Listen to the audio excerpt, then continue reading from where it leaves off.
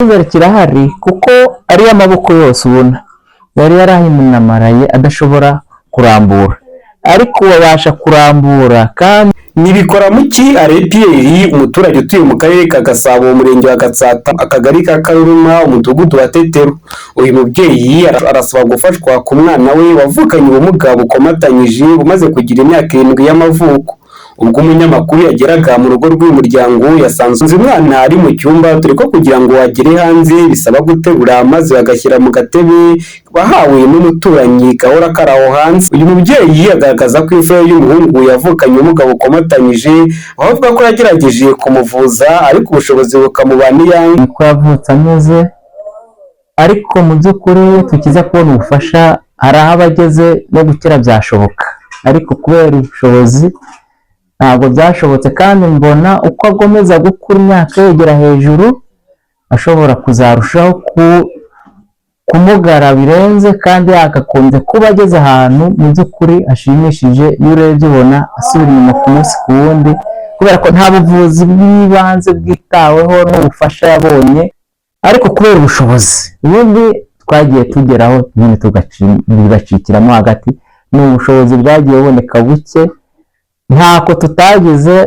bigeraho nyine turavuga ati reka tureke dutuze kuko nta zindi mbaraga dusigaranye urebye.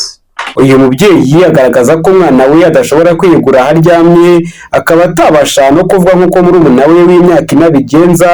kandi bakanavuga ko igihe cyose babashije kumugeza kwa muganga hari impinduka zahitaga zigaragara. Kuri yavutse ameze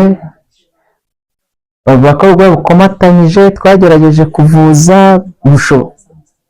ubushobozi buranga, nyuma yabyo nibwo yaje kurwara indwara z'amasinozite, ariko uburwayi afite ni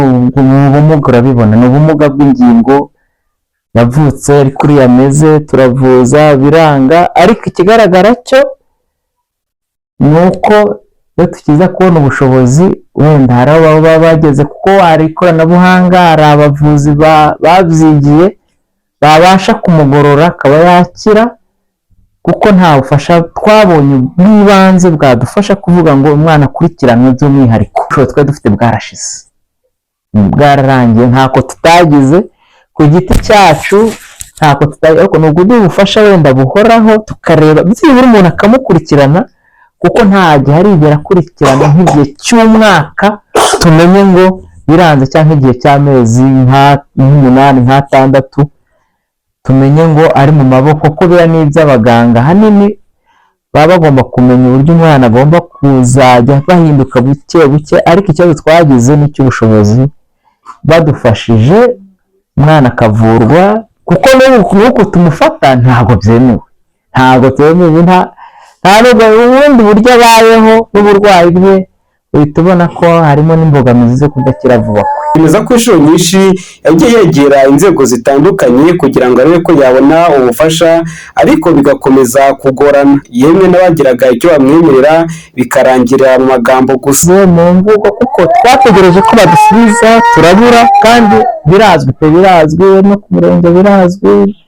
mu karere birazwi, ni ukuri umwana arazwi, kuko bigeze banamukora ibarura tubwira ko bazatanga n'amakarita yabo uburyo bagomba kwivuza. Ibyo twarategereje turabura, si ukuvuga ko bitazwi, ahubwo twibajije impamvu bigeze iki gihe nta bushobozi na buke cyangwa nta mbaraga zagaragara tuvuga ngo byibura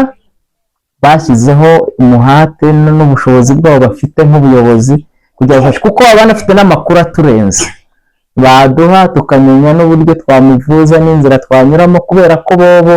ibyo bigo muvuga nibo baba babizi cyane. hashize gutegereza ngo raporo zanyu ngo baracyazikora, cyangwa ngo ibarura rirakomeje ngo bagiye kuzashaka akagare niko kihutirwa, ukategereza nyine ugaheba. Ikibazo cy'umwana twavugije ku murongo wa telefoni Ndayisaba Emmanuel, umunyamabanga mu kigo cy'igihugu gishinzwe kureberera abafite ubumuga, maze dusaba ko twamuhuza n'uwo muryango kugira ngo bakurikirane ikibazo cy'umwana. Icyo bakora bana kontakte ziwe hanyuma tukagira n'ibyo ari byo, hanyuma nzamuhuza n'umukozi ubishinzwe umuryango bayeho mu buzima bugoye kuko umugabo utunze uru rugo akora akazi k'ingufu akenshi kaba kiganjemo ikiyede ndetse n'ibindi, naho umugore akaba ari ntaho yajya kuko agomba guhora iruhande rw'uyu mwana ufite ubumuga kuko asabwa gukorerwa buri kimwe cyose. Gendisingiyumva Gisa Steven, ATV, umujyi wa Kigali.